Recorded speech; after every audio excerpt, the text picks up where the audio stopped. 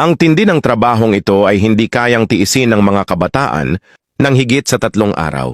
Ito ay isang malaking U-shackle na kayang bumuhat ng bigat na 70 tonelada. Ang bakal na kasing kapal ng hita ay pinutol sa tamang haba at pinapagaan sa pamamagitan ng pagpapainit hanggang 12 degrees Celsius. Ang mainit na bilet ay inilalagay sa isang napakalaking forging machine kung saan isang martilyo ang paulit-ulit na tumatama. Dito gamit ang presyo na 5,000 tonelada. Bawat pagkakatama, sinisiguradong akma ang sukat bago ito ilipat upang lumamig. Pagkatapos ay muling pinapainit ito sa 12 degrees Celsius.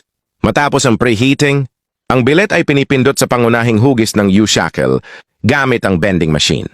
Nililinis ng mga manggagawa ang mga oxides at ang U-shackle ay higit pang hinuhubog sa ilalim ng matinding presyo ng isang hot forging machine. Isang release agent ang inispray at inaalis ang labis na material. Isang butas para sa bolt ang ibinubutas at ang ibabaw ay pinapakinis.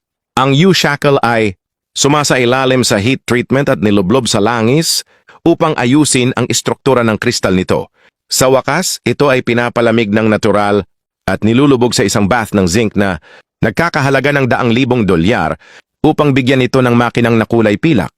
Ito ang proseso ng paggawa ng mahalagang U-shackle.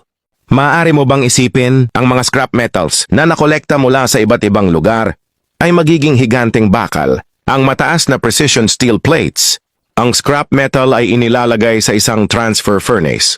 Idinadagdag ang mga elementong alloy at ipinapadala ito sa smelting workshop. Matapos itong initan ng hanggang 3,500 degrees, natutunaw ang bakal at nagiging likido, umagos ito sa isang ladle. Ang mga manggagawa ay gumagamit ng rod ng bakal upang kumuha ng ladle ng molten iron na pagkatapos ay nilalamig sa tubig. Ang cooling duration ay inilipat ng kagamitan para sa metal detection.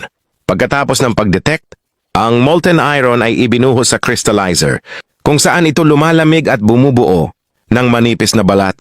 Ang manipis na balat na ito ay patuloy na hinihila, nagiging isang higanteng katawan ng bakal sa napakaikling panahon.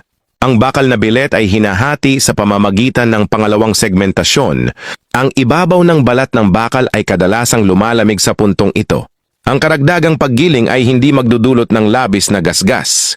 Ngayon ay darating na ang pangalawang proseso ng pag-init. Ang huling hakbang bago ang hot rolling, ang steel plate. Ang pagbabagong ito ay nagdaragdag sa tibay ng bilet, pinapataas ang lakas ng istruktura ng bakal habang niluluto. Matapos ang pangalawang paglinis ng oxide skin, nagsisimula ang proseso ng hot rolling.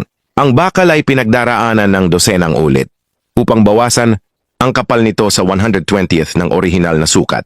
Pagkatapos ay ito ay pinapantay, pinutol at sa wakas ay sumasailalim sa isang quality inspection. Ang batch na ito ng bakal ay handa na para sa merkado.